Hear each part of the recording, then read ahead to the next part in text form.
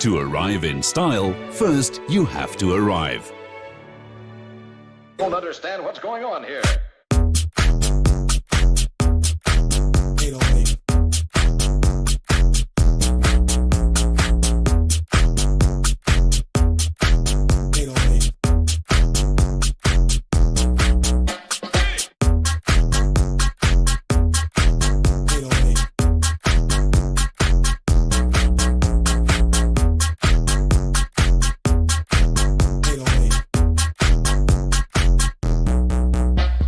The all-new fourth generation. This is Lungani Gwala, aka Chocolate Kid Leo. Join our growing show, The Global Sunday. We stream live on YouTube every Sunday, 11:30 a.m. for American MT time. African time, 8:30 p.m. every Sunday. We host special guests. We give you latest news, global news, and the entertainment news. Click the link below if you want to find out more. Thumbs up and some hearts. Cheers.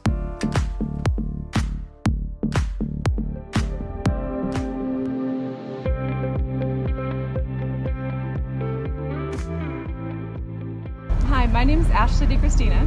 I go by Ash. Make time for what you love and for the people you love. Thank you for watching Global Sundays with Lungani. What up, world? My name is Jesse Villegas.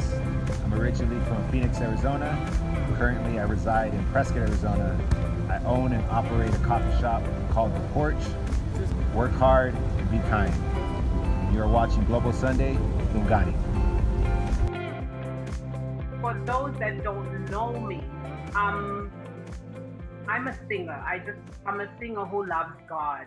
You know, I'm that singer who loves God. I sing with Him every time I ever sing. So I'm that singer that tells a story.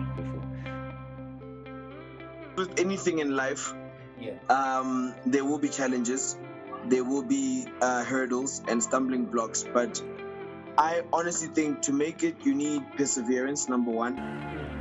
Secondly, you need dedication.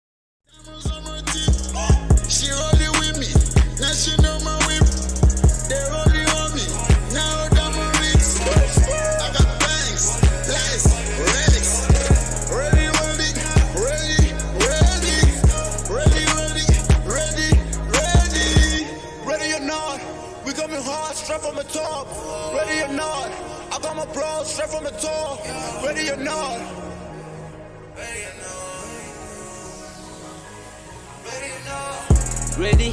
No, I got all my bands on, no. I'm just making all this money, yeah, I'm catching up. All my niggas in the street trying to get it all. All my niggas by the guap, yeah, we get it all. This shit, hunters, no. Making money, oh no.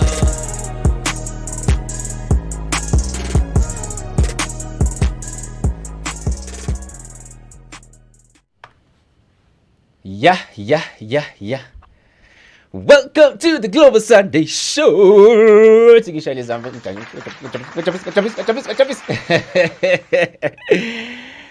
Welcome to the Global Sunday Show. It's another day. It's another Sunday. It's 11:30. It's 8:30 p.m. in Africa, baby. Actually, in South Africa. Yeah, I hope you are having a wonderful Sunday. It's in the morning here, so it's like in between. It's noon actually, so we'll see how the day goes. But it looks beautiful. I think we're getting into.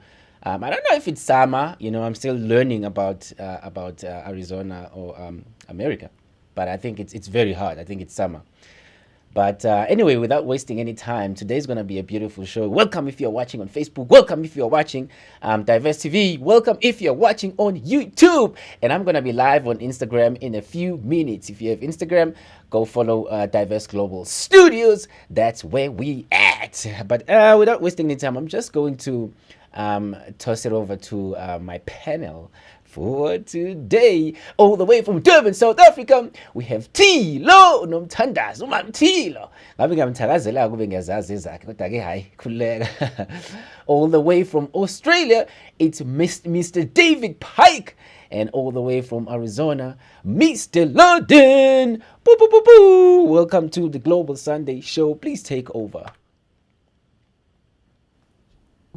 Hello, everybody. Today, thank you for joining us. Firstly, my name is Tilo of African Thunder. We bring you an amazing show today. I will not ruin the surprise, but I would love to know. I mean, it's such a humongous surprise. I can't wait for you to meet him. Before we get there, I'd like to find out from Mr. Pike and Mr. Ludden how your week was. Hello, welcome from Australia. Greetings to everybody on Global Sunday. Greetings to the panel. It's tropical over here at the moment. I know it's summer approaching in Arizona, plus probably winter in South Africa, but I'm guessing that because you're Southern Hemisphere, but over here it's tropical and it's raining. So, and it's dark and it's scary and I need to go back to bed. No, it's all good. I had a good week. I did a bit of travel, a lot of driving through some of the regional areas. It's like wilderness country, like jungle, and I'm working on some of the projects that I've put to the side and spending a bit of time in the studio. So that's my week, and over to you, Mr. Ken. Welcome everybody. It's so good to see all of our loyal fans out there, the people that watch the show regularly, and also my fellow panelists. Yeah, it's been a really interesting week. For the last 2+ years, you know, we've all been with COVID, we've been in lockdown, we've been through just such changes. But what's happened for me this week is a whole lot of those things that I kept working on, that we all kept working on, started to come together. It's really, really exciting. You know, in COVID, I just kept going. I just kept going and doing whatever I could, hoping that something would go back to normal. But what happened is I kept going and we built these sort of like a network, a new kind of a network. And now that network is starting to like get plugged in and turned on. Very exciting. Plus, I did last week, I had to go and do some follow-up with the estate of my mother who passed away before Christmas. And that trip turned out to be one of the most exciting things, because it was on that trip that I actually met our guest today. We happened to be sitting next to each other on the airplane on a long flight, and I met one of the most amazing young people in the world. And so I'm very, very happy to be here this Sunday. It was a great week leading up to this show today. So I believe now we're going to go to a video, and then at the other side of the video, we're going to introduce you to our very special guest.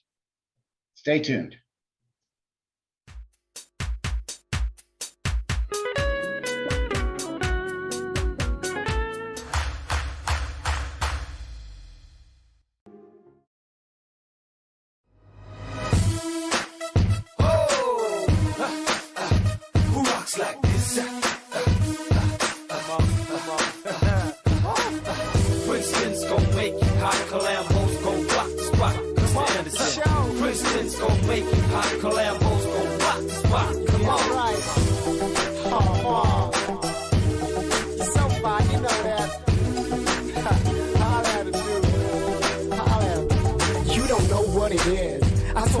Quit being a loser, P, handle your biz. I seen you with your girls licking a lollipop, high heels, mini skirts, shades, and damn, you're hot. You're so thick, I'm like laying so sick. Cause a ring on your belly and match your bracelet. I got a thing for you, boy, I'm an old school fella. Normally when I like a chick, I won't tell her. I like the way that you move when you're dead. Pop it and drop it and then you move your head. Naughty with it on your face, I get excited, I wanna get a taste. I can't behave when I see you, cause I got it so bad, so sexy you are. Can I get closer? I know you see me watching. I bet you can like touching. Yes, I'm doing something. Can I get closer? I know you see me watching. I bet you can like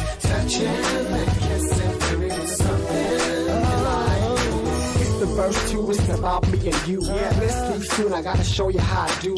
Touching and kissing, oh I know you like that. Dancing from behind you, damn right, you got nice back. See, I'm a cool type of dude and you know it. I get money treated like dice and I blow it. I got my own spots, you could run around in quickies. Tell me secrets if you like, give me hickeys. Dudes was hollering and you ain't saying nothing. P was chilling, girl, and he ain't saying nothing. I knew the eye contact really meant something. If there wasn't anybody here, we'd probably start. I can't behave with us, baby. Girl, I got it so bad, so sexy you are. Can I get closer, girl? Can I get closer? I know you see me watching, touching,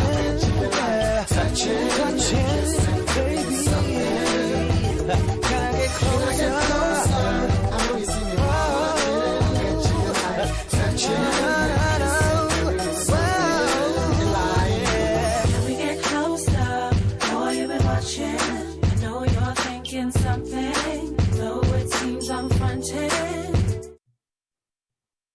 Welcome back to Global Sunday. Very excited now to reveal our guest, Mr. Audry Rusangwa. And I've just learned something which I should have learned a long time ago from the central part of Africa, Burundi. So first of all, tell us about Burundi. Tell us how big the country is and what's happening in Burundi at the moment, Audry. Okay, thank you for welcoming me. I'm Audry Rusangwa from Burundi. Burundi, it's located in East Africa. AKA or the heart of Africa because of its location. Everyone know where there is heart without any other surprise, any other more surprise. Burundi, I cannot confirm that it's a small country. Maybe it may be the external idea, but Burundi it's an enough country, and it's about 27 and 800 kilometers squared, and it has a great lake, the second great lake, according to the deep, called Lake Tanganyika. And Burundi is near three countries. Our neighbors are DRC, which is famously called Congo, Rwanda too, and Tanzania. Okay, I think it's enough for now. So it's tropical. It's tropical and it's hot, and you've got all the standard things that are Africa, all the animals, and it's what we call quintessential Africa, not savanna, or is it more jungle? Okay, there is no more. There is one we call Kibira. Kibira, I think there is a program in the country called Visit Burundi.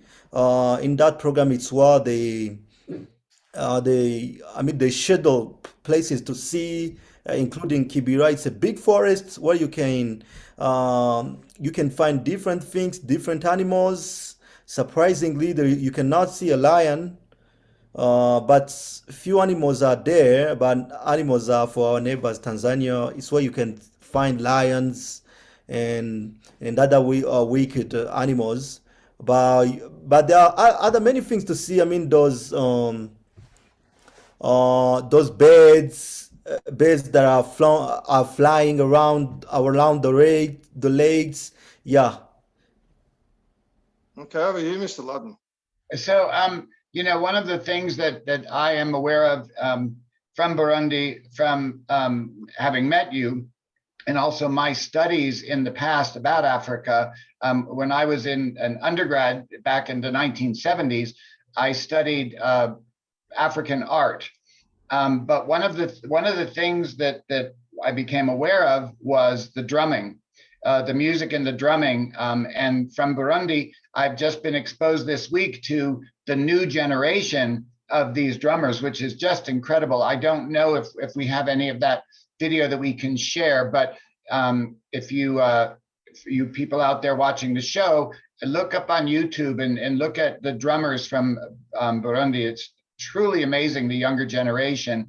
Also, what I know about Burundi is that it's had a lot of unrest, and then in the last few years, things have then calmed down, and now it's a much more stable place.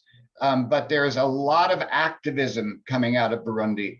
For some reason, the people of Burundi are very, very, in their minds and in their hearts, they embrace all of much bigger than just their own local area. They really have this sense of obligation, which is wonderful. And of course, it certainly is represented in you. And so welcome. I'm so happy we have you here. Tilo, on to you. Mr. Audry Rusangwa, thank you so much for joining us. And I've been listening to you, and I'm just like astounded because you're teaching me as well a lot of things. Mr. Ladden speaks of how he's heard drums, and and Mr. Pike was wondering about the current affairs. I, on the other hand, would like to know, because I've seen you play the guitar. I've seen a captivating video of you play the guitar, and I would like to know, I'm interested in finding out, what are the languages that are prevalent in Burundi, and did that have any impact in your learning how to play?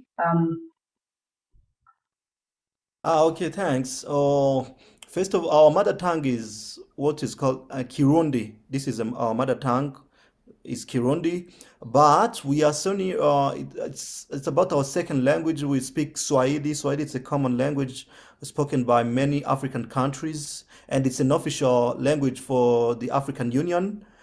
We speak Kirundi as a mother tongue, and we speak Swahili, preferably in those quarters that here they often call it ghettos. In the ghettos quarters, many of those young people in the ghettos, they spoke more Swahili than Kirundi. It's as if when you try to behave as someone who was born in a city, then you speak all the time. You figure out that many of those young people are speaking only Swahili, but when you start school, it's when you find official things are the first starting steps are in Kirundi. Then you need to reduce a little bit your Swahili and then start improving official Kirundi. So after Kirundi and Swahili, as an international official language that we use in Burundi, it's a French, because Burundi is a French-speaking country. But some of Burundians have started to learn English. English is somehow better. Any kind of opportunity in the world, you find it in English. So many of us find that they are obliged to learn English for their benefits. And there are even now some master's programs that have started in my country are in English. So it's fine that Burundi is trying to be a bilingual country, trying to use both French and English. Yeah, fine. Well, that's a great question, and it gives us a little bit of an idea about the makeup culturally, and we have to find out a lot more. I think we've got a new segment coming up, so let's go across, if that's ready, to the news, and we'll see you after that.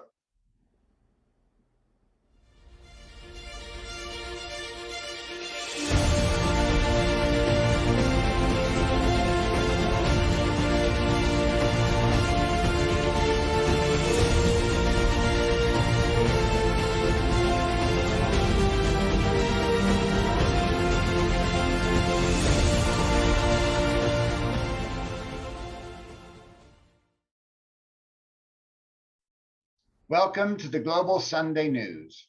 Today is Sunday, April 10th, 2022. Reporting for TGSN, I'm Kenneth Ludden. Just a note before we go into our broadcast news, reporting on war and atrocities is a severe test of us in the media. War is hell, and the reporter must give the facts, be thorough, and give facts on both sides of every topic. Doing this about any scene of widespread human suffering and remaining disconnected emotionally is truly impossible. But you, the global public, deserve to know, so this reporter will do his best to give you the facts in a balanced and impartial way, without emotion. The war in the Ukraine is in its 45th day today. Atrocities committed by Russian army troops have recently come to light as the Ukrainian national forces have pushed Russians back in the area of Kiev. As a result, the world has seen horrifying images of groups of young girls, hands bound behind their backs, who were all raped and tortured and then shot to death. Did the Russians then stop? No.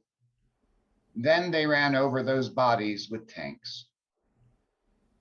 A central train station in eastern Ukraine, one at which I have personally stood waiting for the train many times in the past, was bombed. There are 50 confirmed dead and hundreds wounded.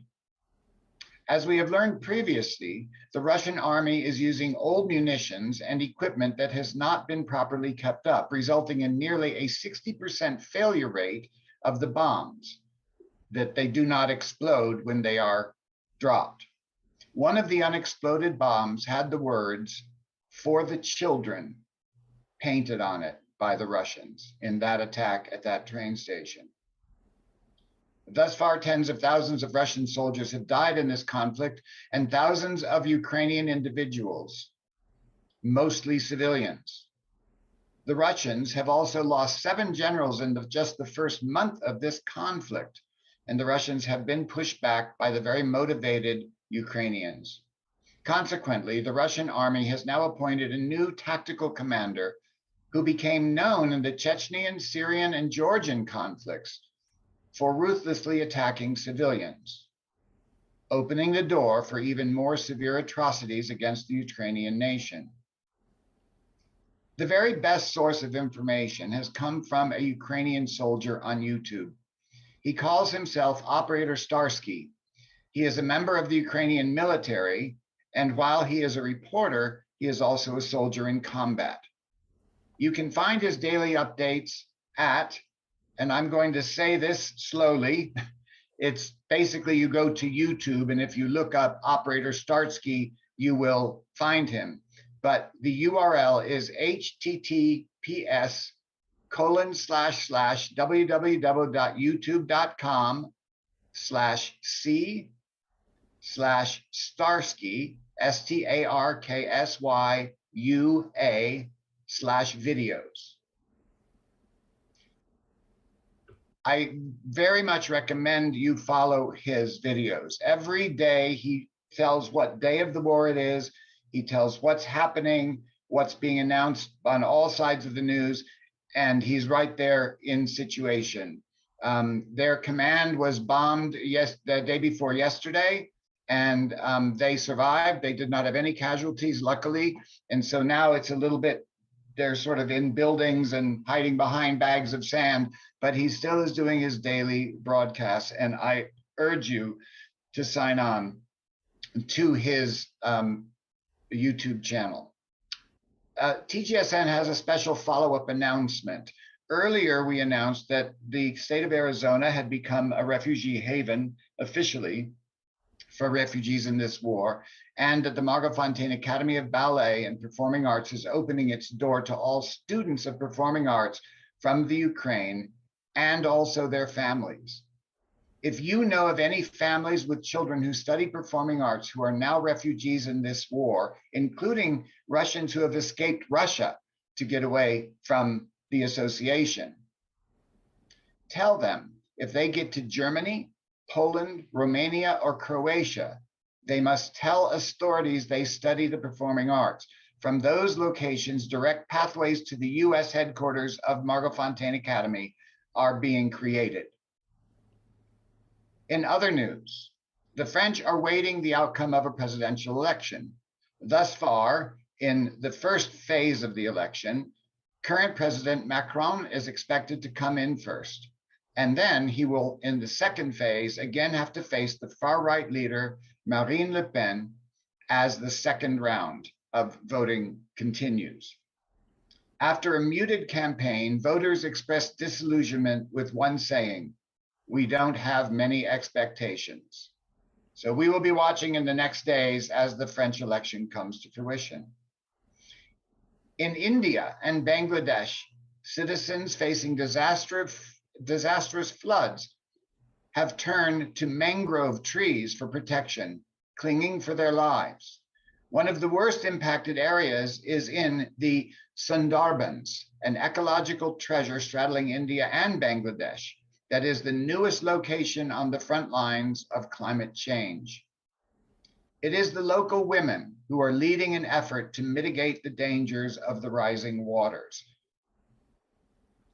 The disaster comes at the same time as a global report on the dangers of climate change has come from the United Nations. The report, which has uses language of extreme urgency never before seen in an official report, states that if carbon emissions do not begin to recede in the next 3 years, the world will face a crisis of existential proportions. The rising waters from the melting ice caps will flood over 1 billion living in coastal regions and will put the world into a global famine and a crisis of inadequate clean drinking water. Do all you can to refrain from using fossil fuels personally. Farm what land you have access to so that you and your communities can begin to create food resources for the future, and put absolute pressure on your governments to change policies and save our planet. This is Kenneth Ludden reporting for TGSN. Thank you for listening, and now we will return to our program.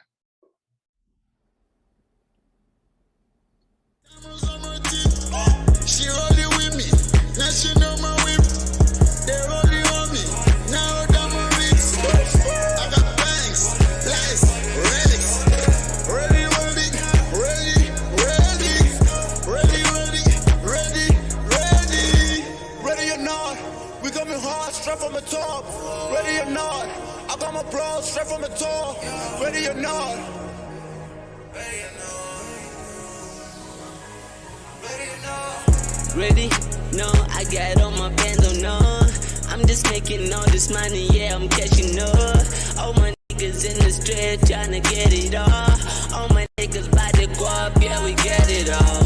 This shit, hundreds, no. Making money, oh no.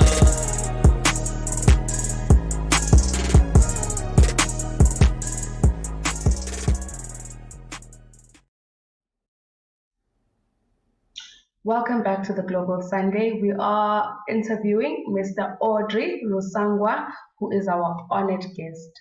Mr. Rusangwa, would you please let us in on there is news about the education system in Burundi being in a state which kind of falls short.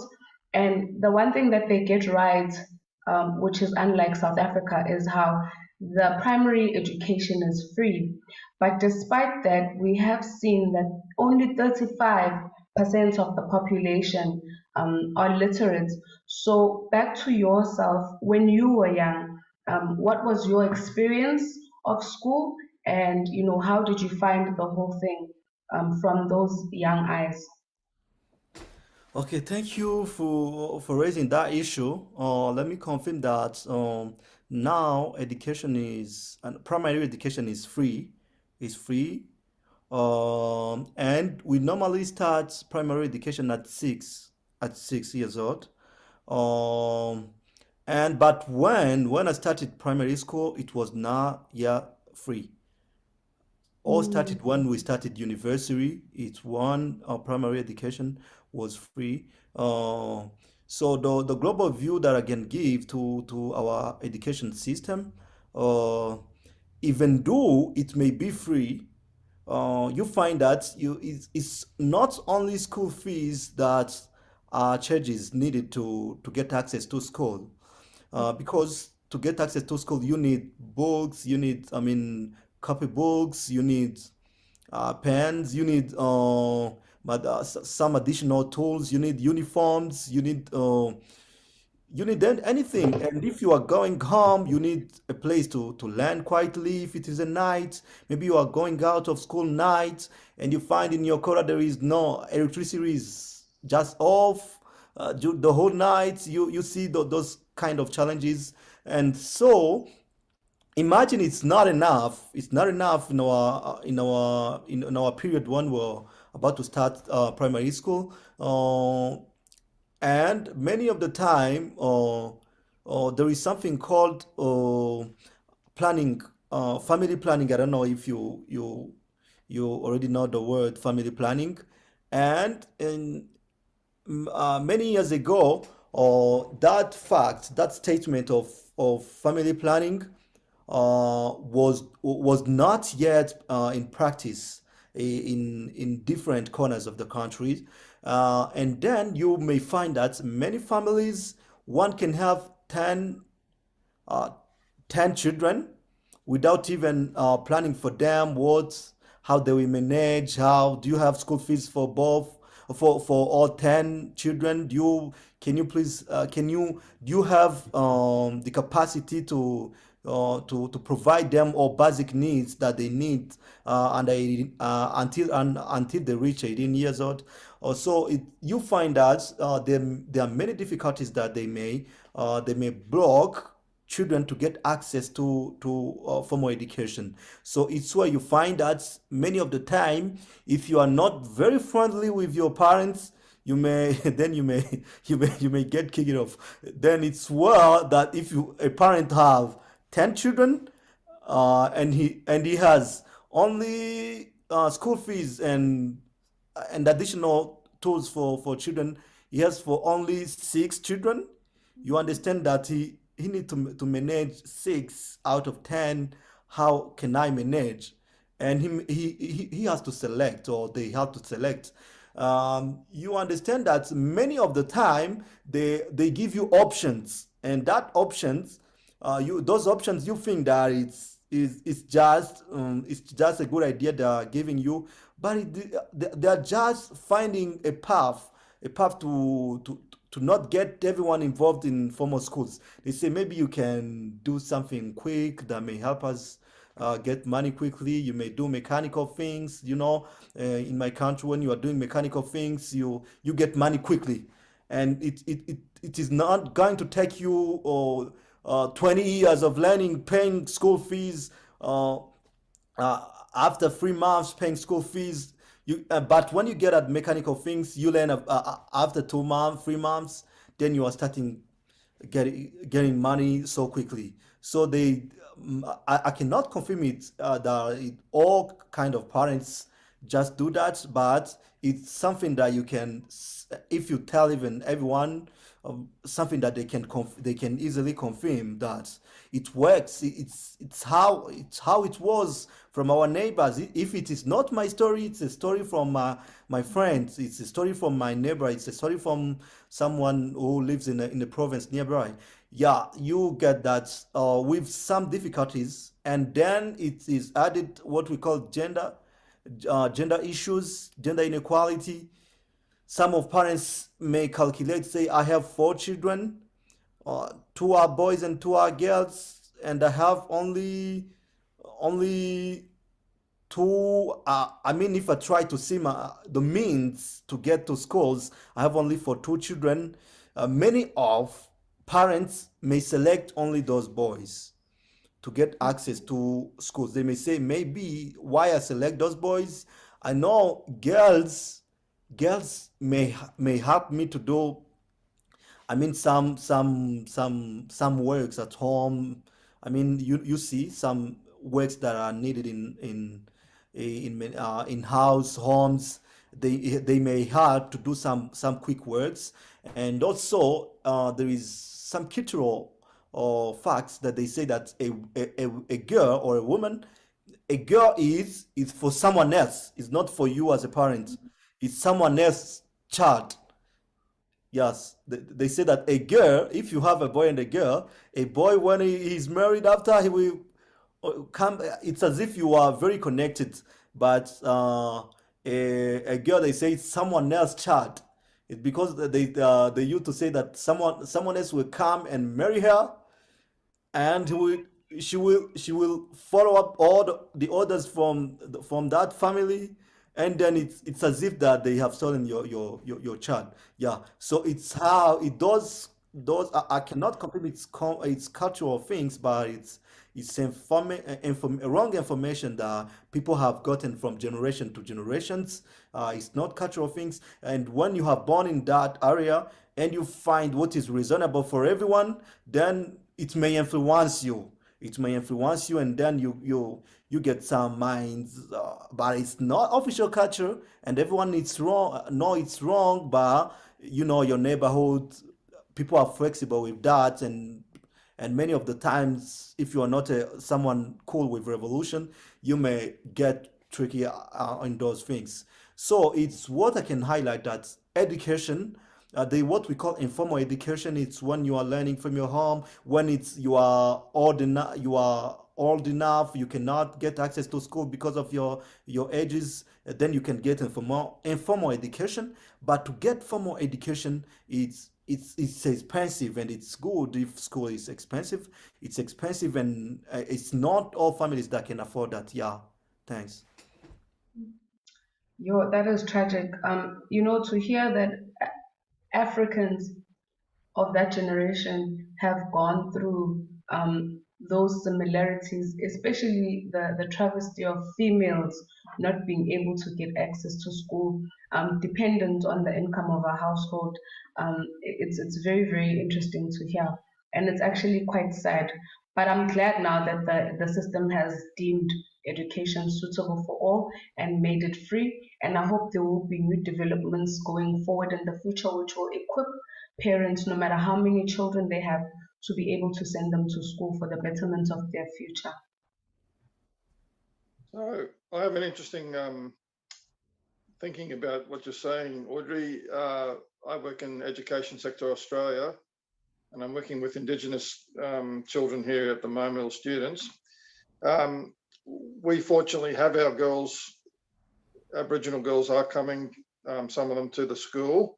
So it's a little bit different in Australia, the situation, but they speak another language before they come to the class. They speak they have different Indigenous languages like Wik and other dialects and Creoles and things like that. So by the time we get to see them at about 12 years old, when they come to our institution, they're maybe 7 or 8 years behind learning an English-based curriculum. What is the main language that is taught in the primary school, and are they addressing the gap? How are they addressing the gap if languages like English are being taught? How are they addressing the gap? Okay, I have in formal education in primary school, everything is started there in both Kirundi and French. Everything started by Kirundi and French. So, but when they are the third year, it's one day they start to learn some basic of English. They learn some, cartoons of English. So they may know how to greet someone in English. They may know how to greet differently to different hours. They may know how to read the English alphabets, in order to be flexible to spell. But many of what they learn, even in primary school now, they are learning entrepreneurship, how to raise pigs, how to raise, those fundamental things that they may have even in the household. Yeah, but our children in primary school, they are so flexible with French, comparatively to English. Okay, and are they using French or Kirundi texts? Are there books that they're reading that are in those languages when they're learning? Yeah, when they are learning, even when they are reading, they use it's a French and Kirundi. But Okay, yeah, it's French or Kirundi. But when they finish, but at the end of primary school, on the 6th year, it's one they learn some basic English. They have some books, some English books that help. Many of the time, there are cartoons inside, so that it may be easy for them to interpret and to get if they see those images, so they help everyone to learn quickly. Okay, Mr. Love. Yes, I'm going back to the news segment of what's happening in India and Bangladesh, and that it's the women who are doing the effort to help people and organize communities in this flood time. When I think about Indonesia, Northern Africa, and other parts of the Pacific, around the Pacific Ocean, Oceania, they started, I don't know, 15, 20 years ago now. They gave microloans and mobile phones with service to women, and the women created networks, they created businesses. And the other thing is that we have to all remember that almost everywhere in the world, before the children get to the school at age 6 or whatever age it is, they're all taught by the women. So it is so absurd that women then are prevented having further education. And I have daughters as well as sons, and I have always I've always seen that you have to fight harder as women. And I am just so glad that globally now this gender inequality is being addressed, and that the younger generation is seeing it. You're a very young man, and yet you see the disparity and the problems of that. That is just wonderful, I have to say. And then, having Thilo talking about the difference between South Africa and the system in Burundi, it makes me want to ask the question, how is Burundi the same as other African nations, and how is Burundi unique, and more than just education, in the whole picture of the country? I think that all of our viewers really will benefit to know much more about this, what is the same and what is different between Burundi and other African nations. Okay. I see Burundi has many things in common with other African countries to take things that are unique. Starting by the point of our slogan, the slogan of the country is unity, work, and progress. This is the slogan of the country: unity, work, and progress. But I have learned recently that there are two countries in Africa that have the same slogan. Remember, there is Chad, and I don't remember the second country that have the same slogan. Those are things that you see that if you have the same slogan, that means that you have even the same objectives to reach your ambition and goals. Something else, it's about our culture. When you try to see different cultures of Africa, you find that things are somehow the same. I remember when I'm in Kenya or when I'm in Tanzania, it's so quick. They understand me so quickly. Even in cultural things, they get me so well.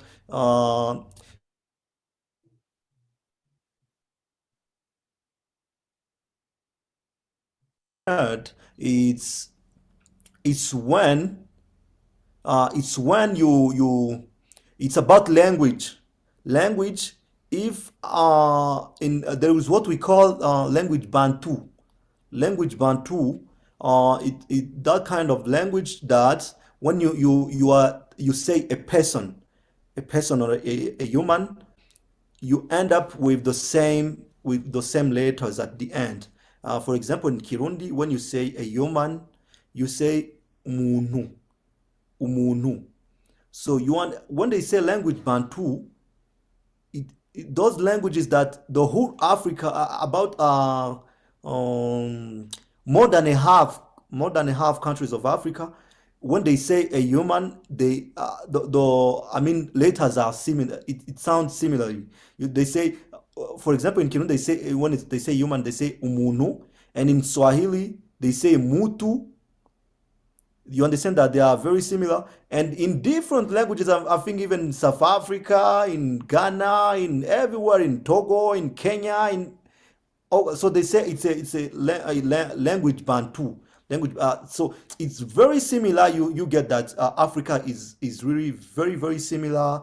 Even in languages, you may get, even you don't know the language, but someone is speaking, is speaking in his mother tongue, but you can get some points in Lingala also from DRC. You get you don't know the languages, your first time to hear that languages, but you get some few words that in what he's saying. So it's about one Africa. It's about that many people have been in the same area and get different tree after many years ago. Yo, it's something like that. Thanks.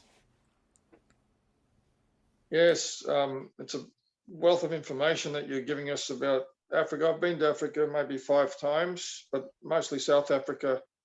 But I listened to some Swahili, and I've listened to some. I have students from Northern Africa exactly, so I try to listen in when I was teaching classes in the Middle East. So the Burundi, where is Burundi at as a developing nation, or where do they see themselves at? Are they embracing modern architecture? Are they embracing modern technologies, or are they in a different situation where they're just transforming themselves to an industrial society, or what's happening in general? Okay. In Burundi, let me say that Burundi development it's now an unfinished business. It's now an unfinished business. How the country, as Ken said, things have been improved recently, and when things is improved, when you have peace, when there is good communication between leaders and population, when things started being improved, you see that it's when you take measures to get to the development, and it's not a way to achieve today or tomorrow. It's a long process. It's procedures. It's a long procedure. Burundi now, according to the index of development, according to statistic, Burundi it's on three large countries, three poor large countries. Burundi is there, is listed there. And then but about how lifestyle is different. It's different because you may get in another countries that seem to be maybe on the very last poor countries, but you get that people are not living, people are broke than Burundian people. I don't see if you get what the meaning. Those indicators. It's what even some people have been doing an advocacy. They have been saying that how can Burundi, because in 2 years Burundi was the last countries according to the index of development. It was the last countries. It was the poorest countries of the world.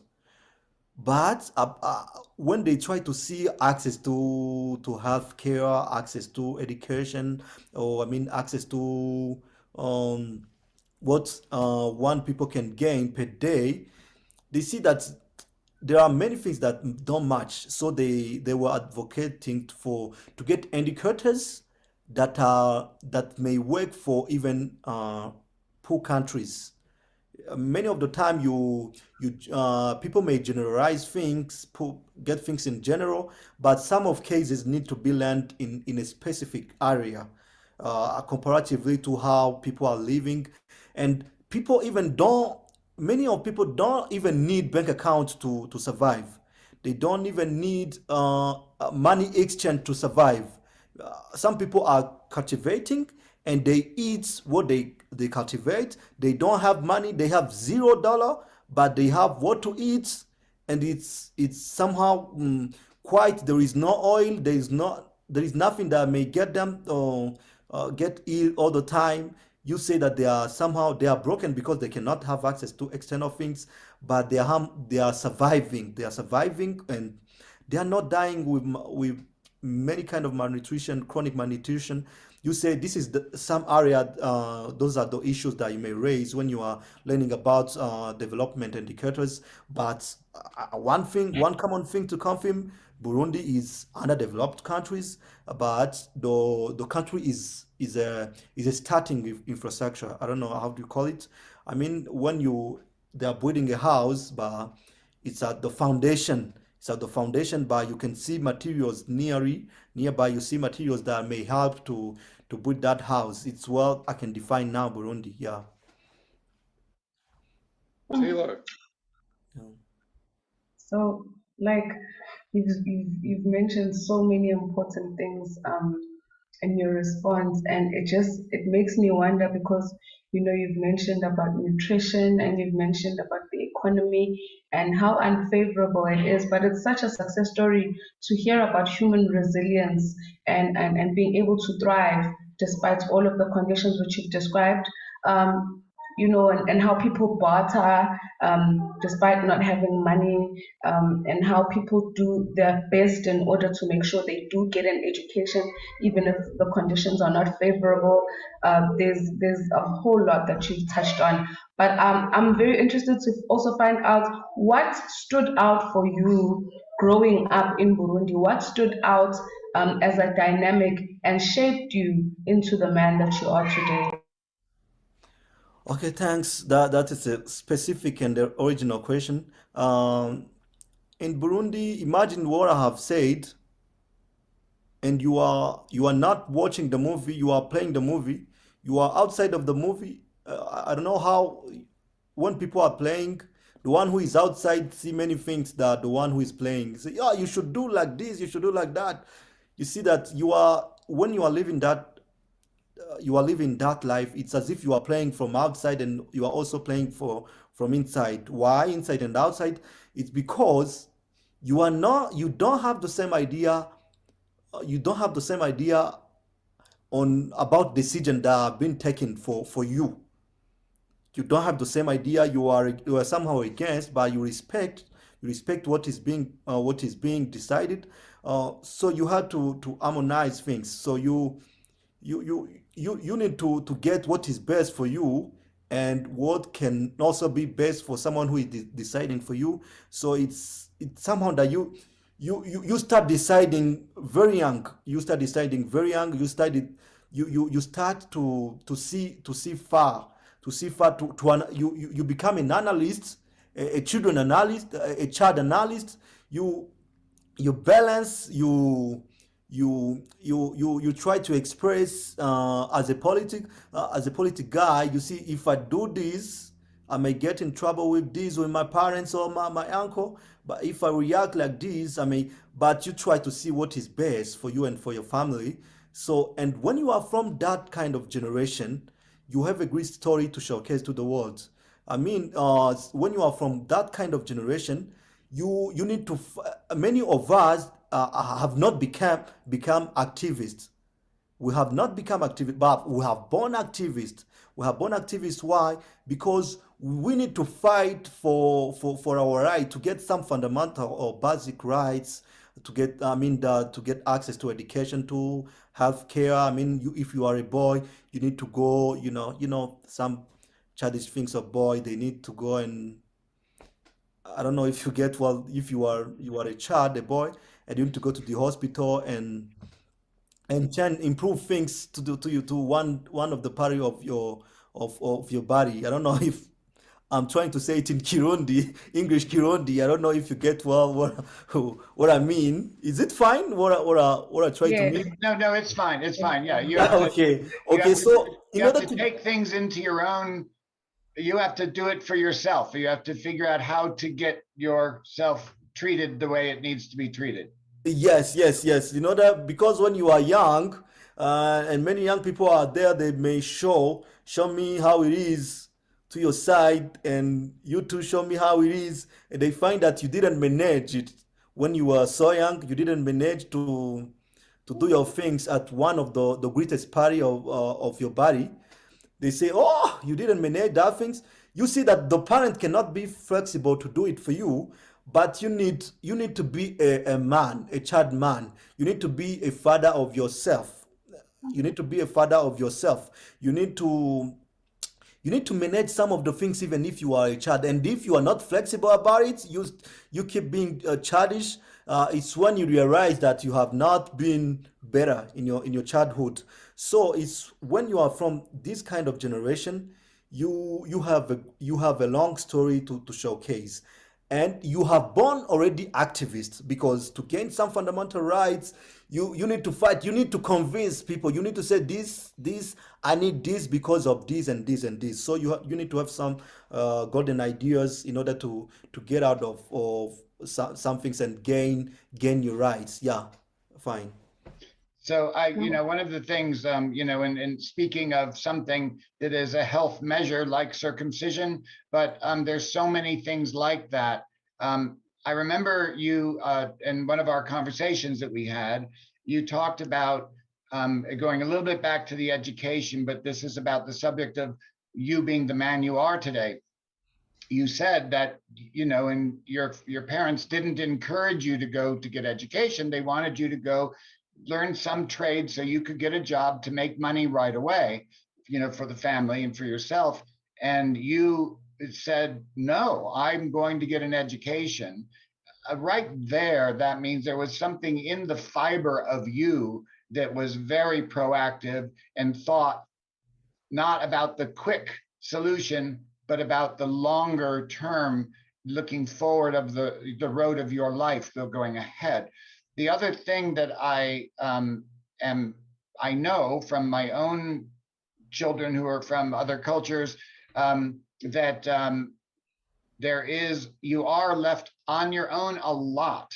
One of the things that is interesting is when we talked about the disparity about the economic factors that made Burundi be the poorest of the nations of Africa, and yet the lifestyle was not poor at all. This is a problem with the Western world and with the developed world. We look at things achieved, we look at the end, and we look at the outside. We don't look at the inside. One of the things that I know about my work in Africa and other cultures that are considered not developed, this society is far more developed than Western society in terms of culture and people being able to express themselves and all of that. We have cars, we have air conditioning, we have television sets, we have grocery delivery, we have all of these external things. And yet so many people are culturally malnutrition. They have cultural malnutrition. They don't have something inside of themselves that connects them with that kind of strong connection to their neighbors and their friends. I know people who have lived in an apartment in a big building for 30 years, and next door is somebody who's lived there 30 years and they've never spoken to each other. They don't know each other. And so when you told me about you as a child saying, no, I don't want to just go learn a trade and get a job to get money, I want to get education, that speaks to who you are. But also I think that the system that we're learning about in Burundi, where you are on your own, you have to advocate for yourself. It really does make you think more philosophically in long range, and that in that way, being born in Burundi and growing up there has really made you very much the man that you are. And expanding that outward, I'm wondering, David, you working with the Aboriginal people and children in Australia, do you see a similar thing, that the exterior markers of economic success and development aren't there, but culturally there's a great sophistication or a great depth? Have you found that? There is one significant cultural difference in that they're what we call more communal in culture than what the Anglified people are. So when somebody dies in the Aboriginal community, it's a whole village that weeps. It's not just direct members of family, and it's quite an elaborate commemoration of the moment. So that's something that's happened a few times. There were two men young men that were fishing, and they drowned. They were lost at sea for 3 days, and basically a whole township was mourning, and everything just halted. So I guess they have a holistic, it's a bit of a generalization, but I believe they have a holistic perspective. If one part of the whole is suffering, then everyone suffers. If one part of the whole is benefiting, everyone benefits. When I used to work on Nauru, the Pacific Islanders there had a very different understanding of wealth. If somebody in the family won at the hotel, won a jackpot, all the family members were beneficiaries of that event. That doesn't happen in my inner circle of Anglified culture. If I win something, it's good for me, and maybe you'll better luck for you next time. But in their Pacific Islander culture, I've just won a television set. Well, all the family comes over, either watches it and or they borrow it for the weekend, etc. So, and the Indigenous culture does the same here. There's a one washing machine available, so everyone benefits from the washing machine. We wouldn't allow that. Our culture, our white culture, came to Australia and we're the first people here to put up fences because we have a Western notion that we should put fences around things and own things. And ownership is a measure, as you were saying, it's a measure of our value. How many gadgets or how many cars or how many houses, etc., and what the value of those properties are is a measure of our success and our value to ourselves. But I resonated with Audrey when he was talking about that even though they were listed almost the poorest country in Africa, if not the world, the people were cultivating and using their skill sets to feed themselves. Well, I spent time in Papua New Guinea, north of us, and I found people there that know nothing really about money. They barter, they just exchange, as I've done for thousands of years probably, they just exchange a couple of bananas for something else at a place, and money has no importance to them. What's important to them is what they can put on their table. They can swap a fish for some fruit and coconuts and all that sort of thing, and they're not emaciated or starving or poor in any sense. And a final comment, because I know that we have to go to our break, but Audrey's sort of is sparking all this in me. I remember the history of our British explorer, Captain Cook, that came to the country. When he returned to London and told the Admiralty about his exploration and finding of the Great Southern Land, he said that the Indigenous people were hunting and fishing and in groups, and he said they were the happiest people on the earth that he'd ever encountered. So I think I'm hoping that Burundi doesn't kind of get lost in its development into the 21st century, that they continue for as long as possible to have people that are healthy because they're by their own toil and their own means they're doing. But it must be difficult.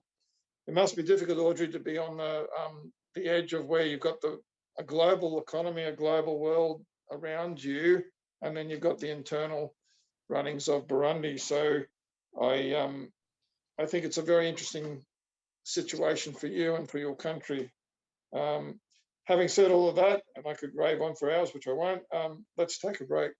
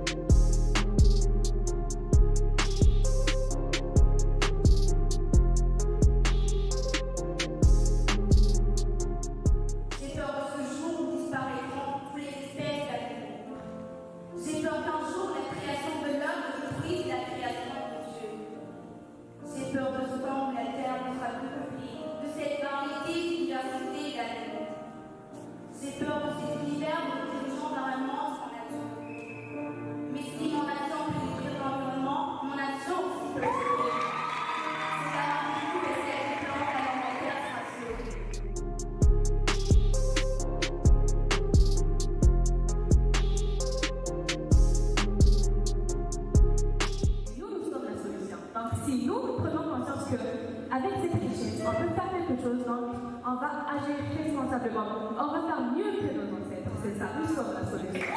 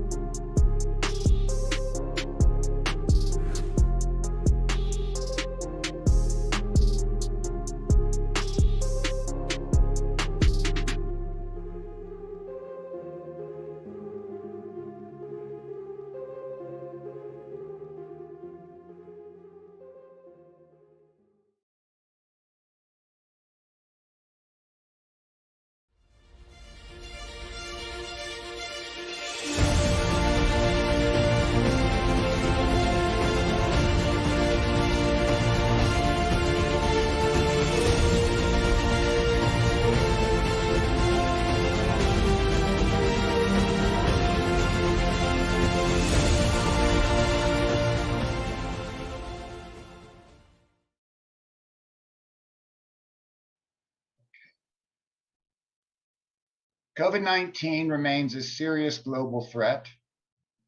And as always, in our second news segment for TGSN today, we are going to cover the COVID report.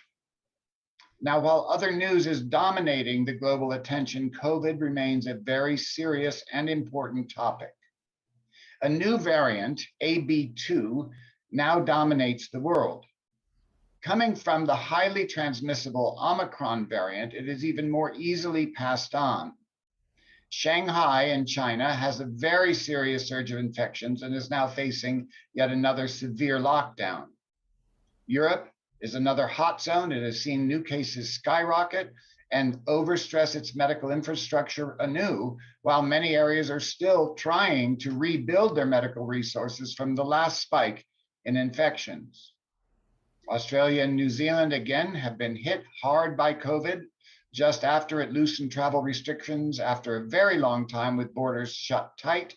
It is again having to scramble and take severe measures of caution.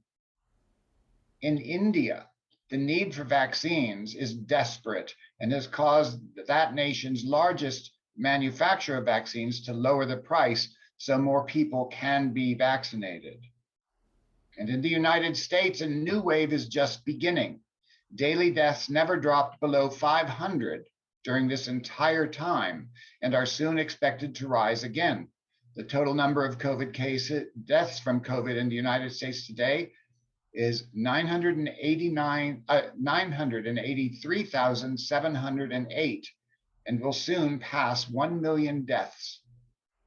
Global death rates have diminished overall, but because of the political driven resistance to vaccine, masks, and social distancing in the US, the death rate of white people worldwide is not following that trend. It is not decreasing, it is increasing. This AB2 variant is more transmissible than the previous Omicron variant, but the inside of the virus has elements of the Delta, which was the deadliest. So this new wave is going to be something that is new, and we're going to have to pay very close attention. Friends and listeners around the world, for more than 2 years, I have seen that the world is learning lessons from COVID. We have learned to be patient, to appreciate each other, to pay attention to our elderly, our sick, and our children. We have learned the importance of community, of neighbors, of family. Just so, after the Second World War, it seemed the human race had learned lessons that would perhaps prevent another such war. That we had learned that ethnic cleansing and genocide were abhorrent to the universe. We had learned that prejudice and racism were wrong. We had learned to work together as nations in a global neighborhood. And we thought we had learned it forever, that we had learned it for good. But now I must ask, did we really learn these things? Will we remember? Will we teach these lessons to each next generation so they can move forward instead of backwards?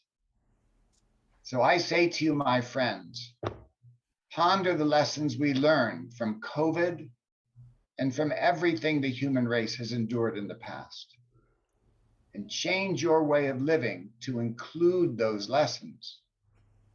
Teach them to the young by your example. Each one, teach one. Each one, reach one. It is truly up to us. Reporting for TGSN, I'm Kenneth Ludden, and now we'll return to our program. Thank you for listening.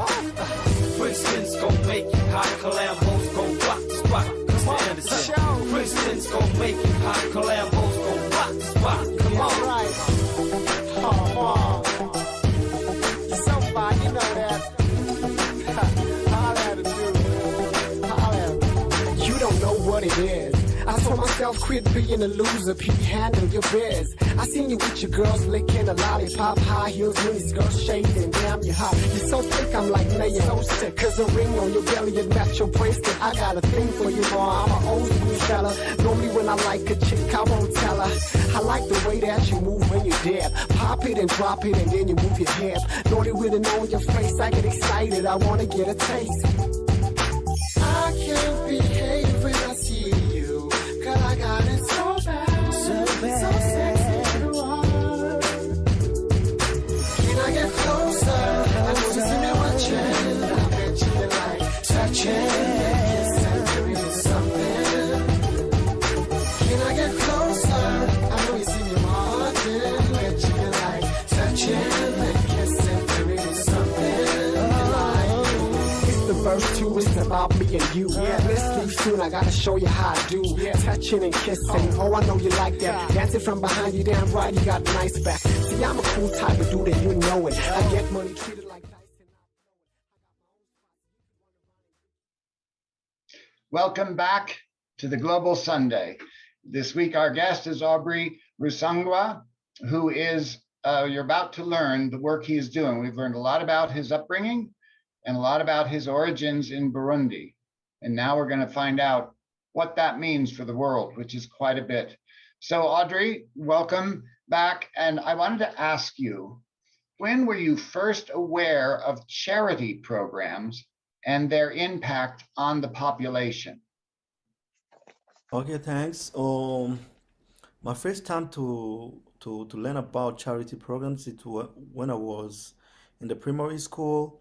There is a charity in Maikara that help to get copybooks to children who are going to school. So one of the time they give to those who are, the orphans or the orphans, those who don't have parents. They provide it to them so that they may have access to school, Um, that was my first time to hear about it. I say, are they getting so they will not give something back? So it was that kind of help, that kind of providing what others don't have. So in order that we may both be in harmony. So I learned about it in the primary school. Maybe in a comic way, many of my neighbors they will say, it's somehow better to don't have parents because others are gaining things, are gaining schools materials, and me, I have parents, but they cannot provide it them for me. I'm not having it, but others are trying to have it. Yes, everyone in Burundi have learned about charity programs since their childhoods. Thanks. Is the charity making up what kind of percentage of help in general? Is it? Would you say it's about a quarter or maybe 20% of, and the rest comes from government, or are they? Is it more than that? Okay. In what I remember, do you know many because in order to have many charity programs, uh, your country need to set up everything that may welcome those programs or to facilitate many things that they may welcome those programs. So because Burundi has an history of war, and many years ago there was war, and it was so hard for charities programs to multiply in the country.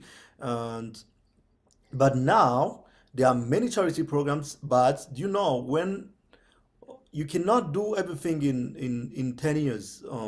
In 10 years, others have been done it 2 centuries before, and you are trying it in 10 years. You see that you have a long journey to do, and and you see, but what I can say, they are doing progress. They are doing progress, but starting from zero. Do you see? You are doing progress. Do you know what to help? How to help people? They are interconnected things there. You may help education, and someone is getting malnutrition and will not get access to school. You may have any kind of school fees, schools materials, or any kind of things that may help to get to a child to get to school, and there is a war in his province. You see, he cannot get access to school. You see those kind of interconnected things. Charity are doing their programs. So what is needed? It's a union charity. I mean, they need to work as a chain. They need to work as a chain. See, we are doing this. I mean, we need union programs. The program that we are doing this, and a mapping. Do you know when you are doing a mapping, you see in this area concerning to the needs, charity needs of this area are listed as below. And if someone want to do something in that area, he has a mapping accordingly to the needs of that area, so that this may help people. It's what I'm advocating for my country. We need to provide needs that are really needed in that area, because you cannot bring technology in the area where there is no electricity. So you are doing things, but people are not ready for that things. They are not at that step. You see that they are developing programs in maybe in Amsterdam, in Netherlands. They are developing programs of technology, how many people can get access to technology, and then you are bringing them back to Burundi. You need to get indicators how many people in Burundi have connected. You see those things. So you are coming, but the needs in that area was not technology. You see, so those charity they are doing programs, but you feel that they are somehow they need many as charity possible in order to work as a team. You know that I'm solving malnutrition, and you are solving education. I'm doing peace building. I'm doing peace building, and you are ending poverty. You are trying to improve agriculture. You are giving them income generating activities. So do you see? You need interconnected interventions. Do you see? We cannot. What we need now is a mapping of intervention according to the areas and different actors So you have, because I have been found in my recent research, I've been found that many people are doing the same. Many people are doing the same and are not in all areas. So you are doing the same in the same area. You think that the other area need what you are doing in that area. You see that charity, we are still in the programming our operation, our field operations.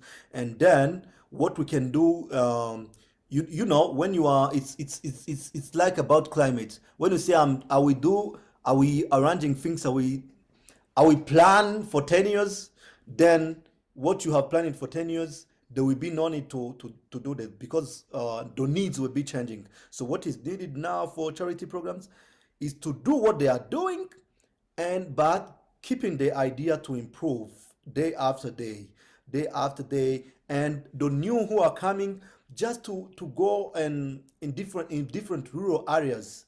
Do you know why I'm highlighting this? It's because it's a session that have been done with European embassies, because we are working with German embassy and European Union embassy. So when we were starting to see what we are doing, I was saying you are very seen in the capital, the great city of Burundi, is Bujumbura.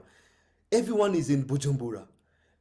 But when we are trying to go in the rural areas, they say, "Oh, it's so expensive to go there." Say, so what are you doing? What are you doing?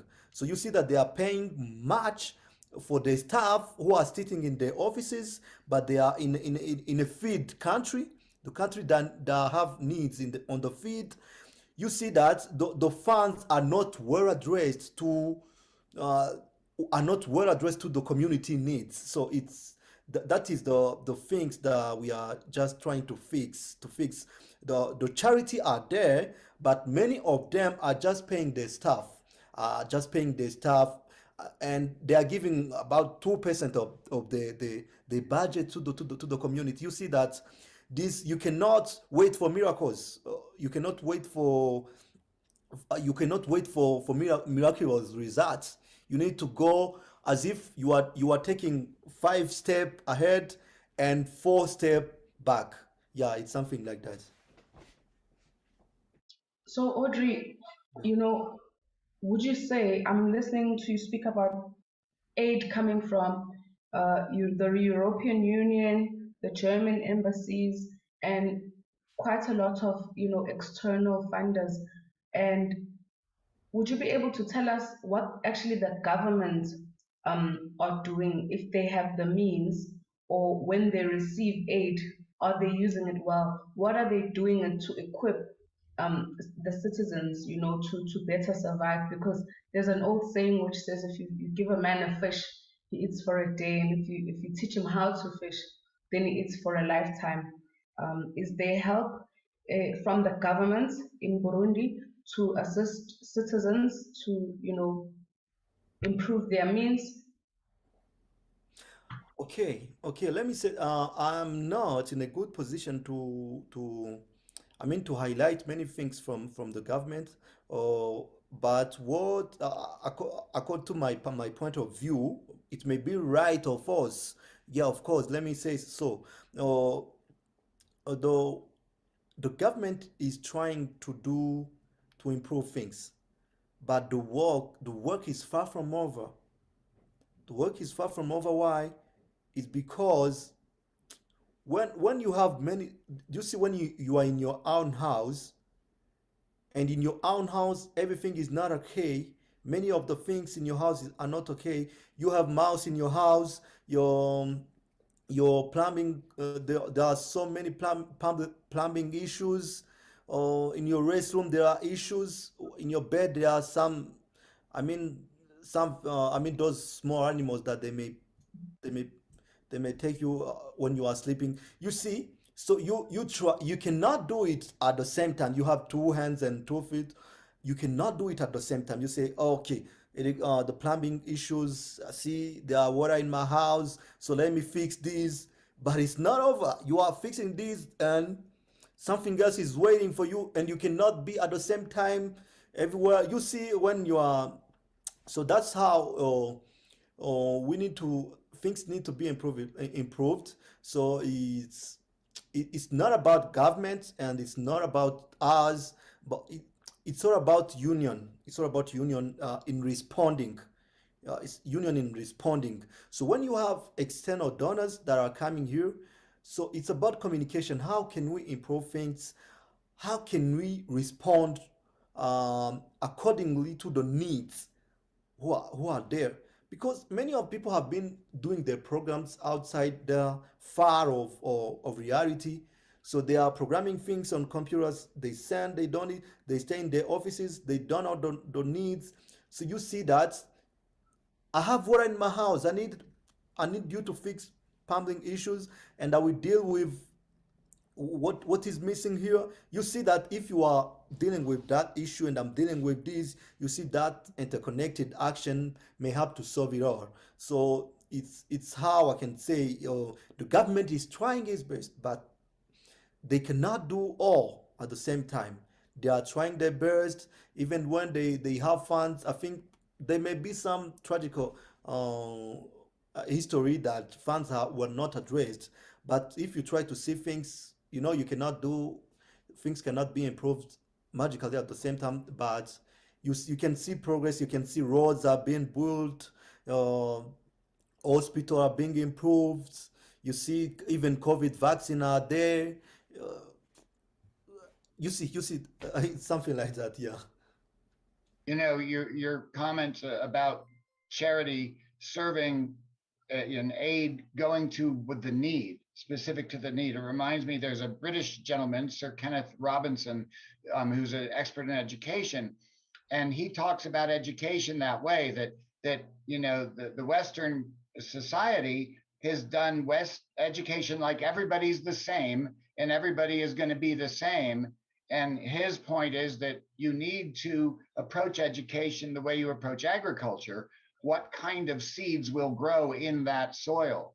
Well, I think it's very much the same with charity. You have to give charity to the things that will actually address needs and make people be able to move forward, not have some idea of using charity to turn them into some other kind of people. I think that's wonderful.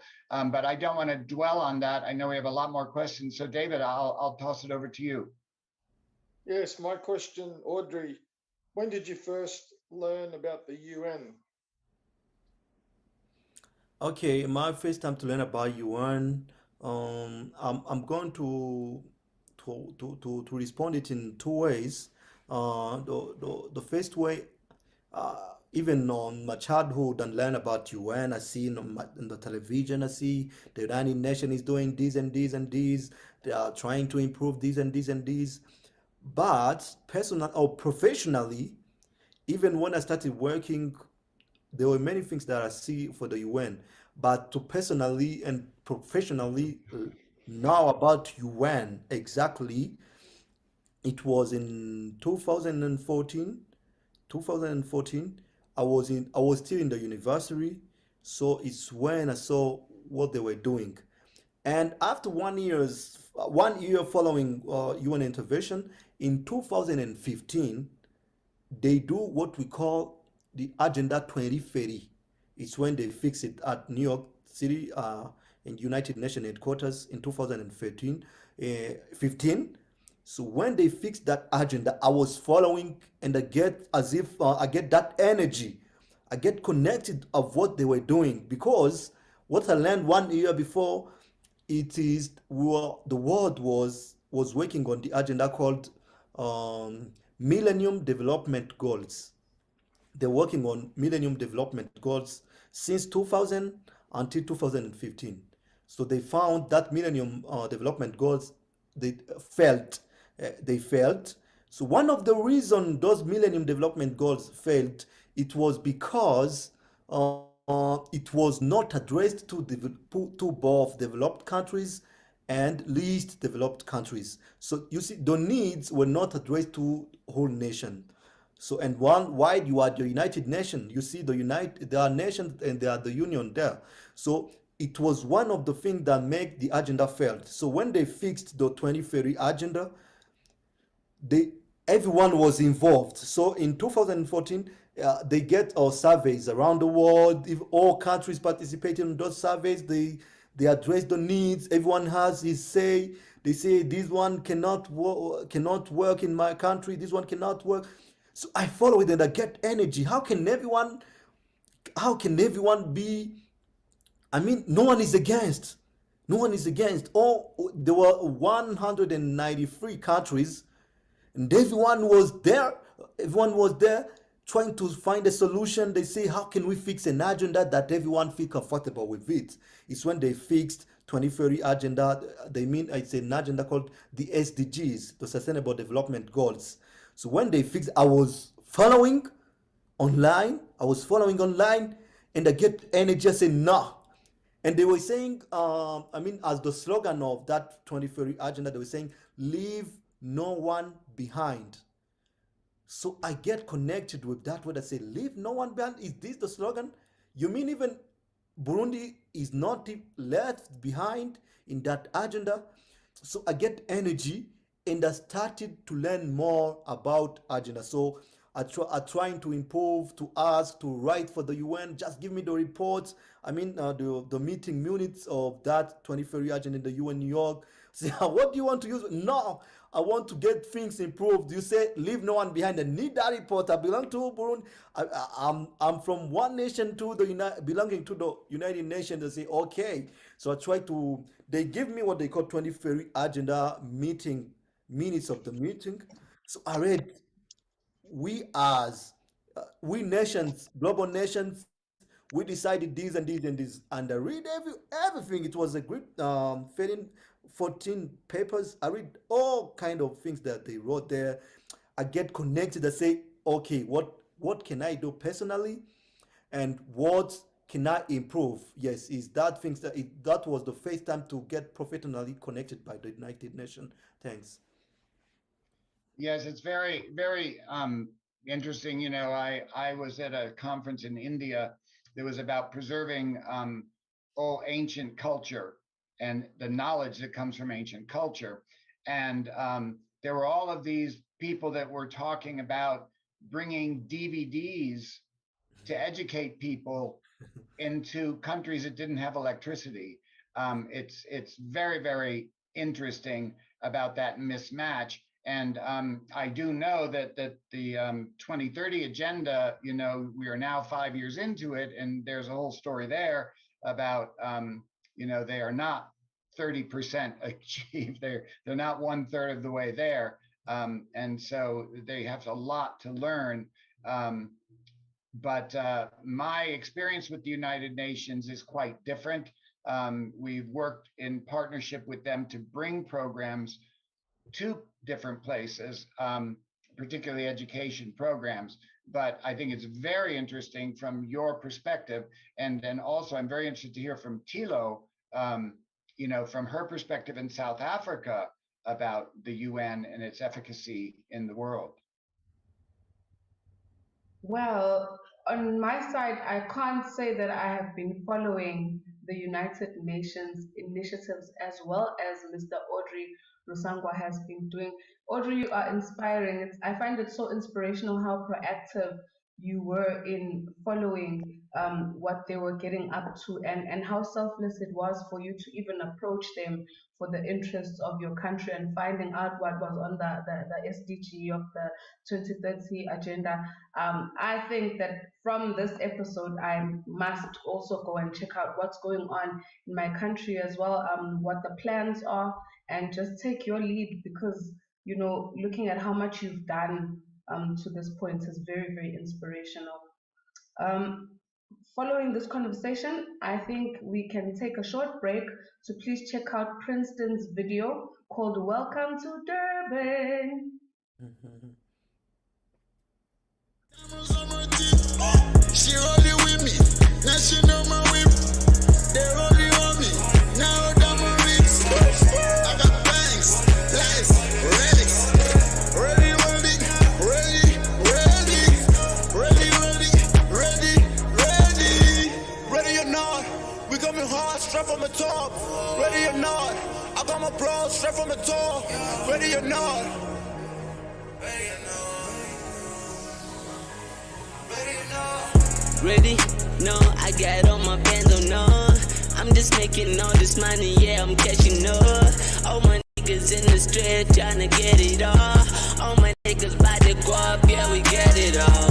This shit, hunters, no. Making money, oh no.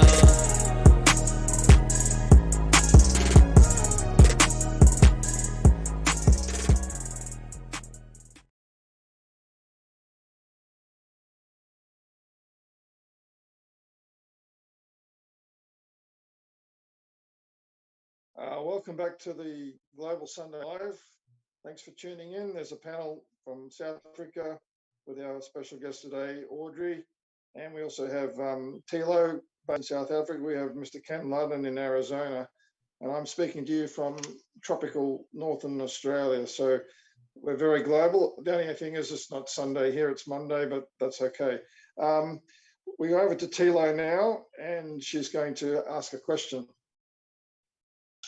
Welcome back to the Global Sunday. We are having a very interesting conversation with Audrey Rusangwa. Thank you so much for staying with us to this point.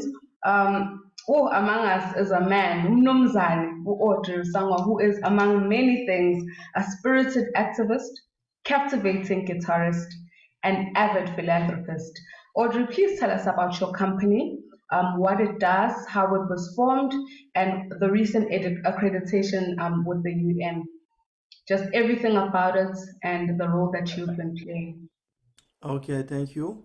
My organization is, the name is ISHAKA, or 2250. It's ISHAKA, it's ISHAKA. So it's ISHAKA. You read it as it is. And 2250, it's 2250. Why ISHAKA? Why 2250? ISHAKA, it's in my mother tongue called, it's a courage, the way to be bold. And 2250, it's a, even if you Google it, you see, you write resolution 2250. They call it resolution 2250. It's a UN resolution that have been adopted in 2015 in December on the 9th day of December 2015.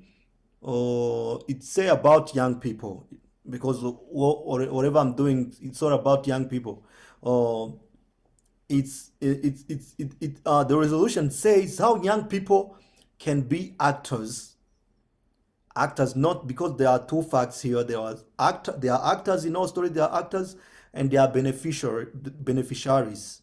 So how can young people be actors of development, especially starting by peace building, social cohesion? How can young people drive the changes about peace building issues, social cohesion, and unity, human rights?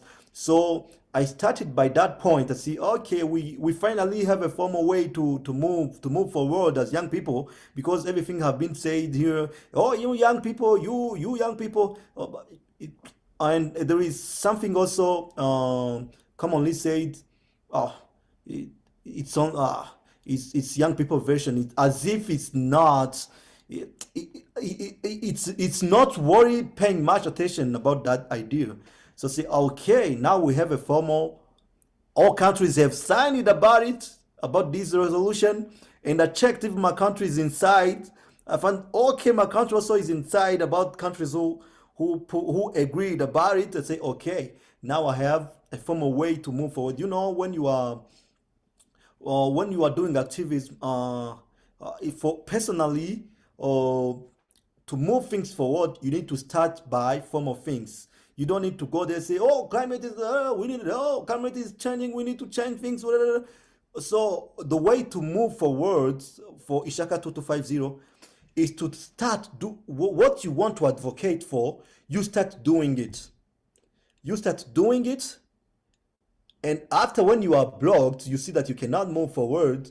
So you start raising the issue. You say, this is possible. I have been done this for 1 year.